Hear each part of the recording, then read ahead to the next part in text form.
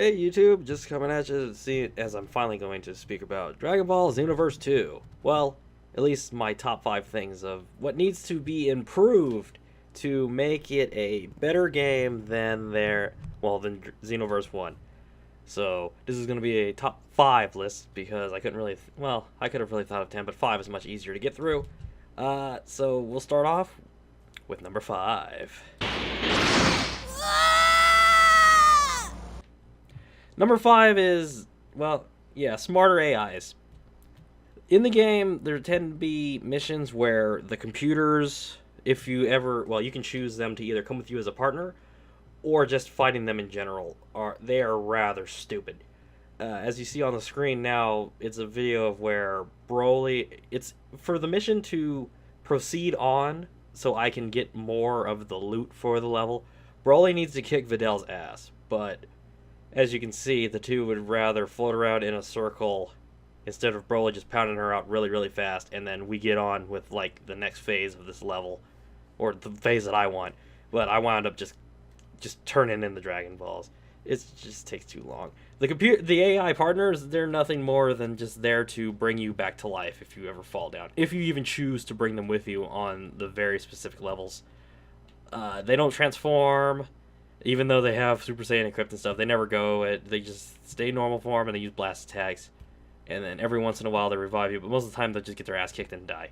So most people usually just go without them, and then they just go fight like all the enemies by themselves. They're not much help. Like I said, they're just there to revive. Number 4. Fighting styles. Yes, in the Budokai Tenkaichi game, or is it Ultimate Budokai Tenkaichi? It's the game that came out for the Xbox 360. You could actually choose the fighting styles of your characters. For Xenoverse 1, it was mostly you're this character and they're locked to one fighting style. If you're Frieza Race, you fight like Frieza Race, Piccolo, Namekian people, you fight like Namekian, Buu people, you fight like Buu. They all had a very generic fighting style between them. For the game from the 360, you were actually able to choose your favorite fighting styles and equip them to your character. I believe that if they want to get customization better, if people could actually choose, if you learn from your master, you should learn their fighting styles, which would be cool. Also, I would like my character to have the ability to have the dragon throw. You know, Goku's signature throw in all the games. I would love to have that move. So, fighting style overhaul. Well, not an overhaul, but just fighting styles. And then if I could throw in aura colors, if you want to like change your aura color to something else, just like the other game. The other game actually had way more customizations when it came to the character-wise, even though like the only bad thing about Ultimate Budokai Tenkaichi was that it freaking was a rock paper scissors fight to see who won instead of the combat system we get in Xenoverse. Number 3.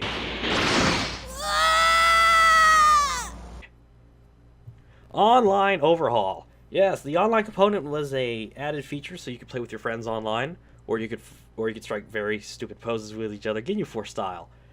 However, most of the time when I tried to play with my friends, we would never wind up on the same server, I would guess you would call it.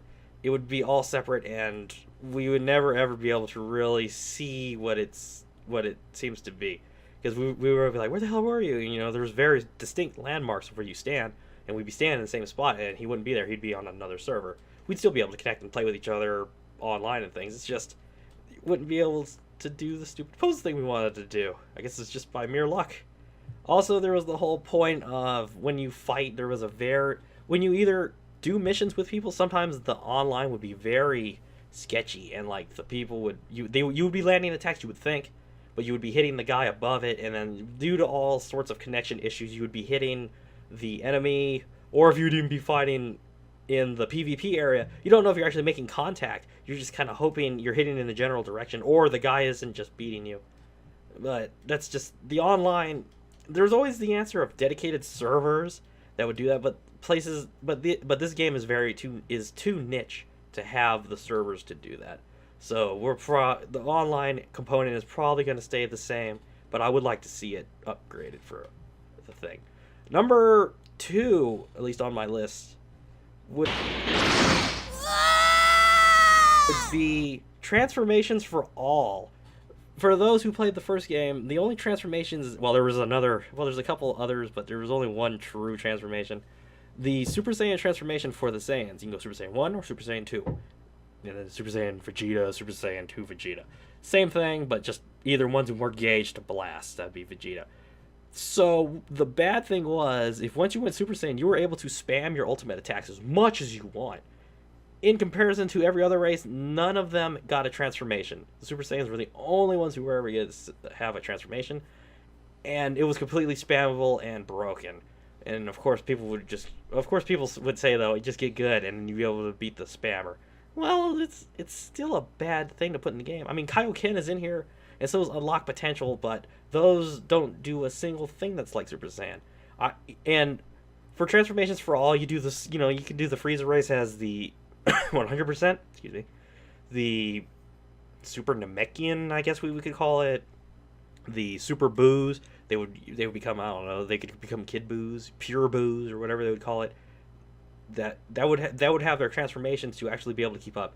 And I would also like to see the Super Saiyan transformation take a step down, because we'll probably get Super Saiyan 3, maybe Super Saiyan 4, and then in Xenoverse 2, but I would like them to take off the super spammy ability of Super Saiyan. I think you should just get a stat boost from using it, and then it wears off, kind of thing, or you keep it charged. The spamming of that was kind of really stupid, because then it just takes everything out of the game. Then it's just like, here I am for like 40 minutes in the background just flinging these attacks as I'm in Super Saiyan form. And that's the only way you're ever going to really play anybody online. No, there are some people who play like human and they just whoop your ass, but most of the time it's just, oh, who am I getting matched with? Saiyan. Oh, here it comes.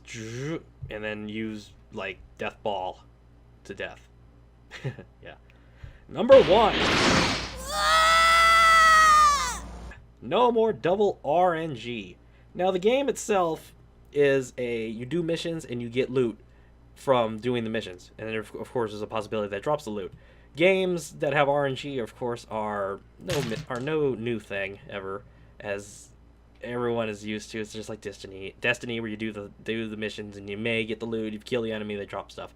Same thing here, except this is the people on GameFAQs have dubbed it double RNG. Now it's called double RNG because first you have to do specific parameters to hopefully get, at least on some missions, you can get the specific parameters, like I told you, where Broly's supposed to beat up Videl, and then after he beats up Videl, eventually he's got to beat up Goten and Trunks enough to get Gohan to show up. Then, if you can kill Broly before he kills Gohan, then you gotta hope he reappears, and then the 7 Dragon Balls appear, and then you can like finish the mission for extra objectives. And then maybe you will get his clothing, or at least a higher chance to get his clothing.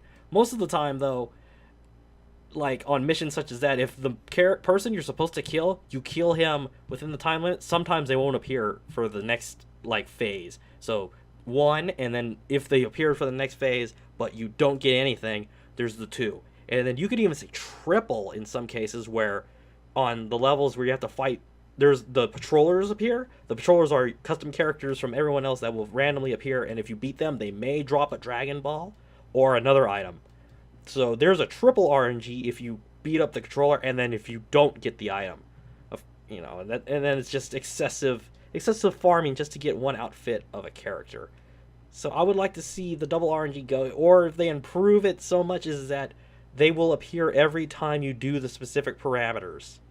And of course some people will say, well, I never had the issue of the multiple things appearing. Well, that's just you, maybe, because a lot of people have finished the things. They're like, okay, where's the next baddie? He didn't appear. Level over, and here's your stuff. And then you got to go through it all again. It's a real pain in the ass. Possible things I missed on the list are using items in battle. Of course, that was a complaint for the PvP people, where if they use an item in battle and then you fully restore yourself, and then you just run the clock out and you win the battle. So you'd think it always fix that with like a no items playlist or something. But if I missed anything else and you want to add to the list, please drop it in the comments below. This is my first top 5 list, and hopefully y'all like it, and I'll have some more in the future as we get closer to Dragon Ball Xenoverse 2. And well, what would you like to see in the game? What would you like to see changed? Would you like to see Super Saiyan 4? Would you like to see Super Saiyan God maybe get to the custom characters? What storylines would you like to jump into? And yeah, I'll see y'all next time. Super Saiyan up, everybody. See you later.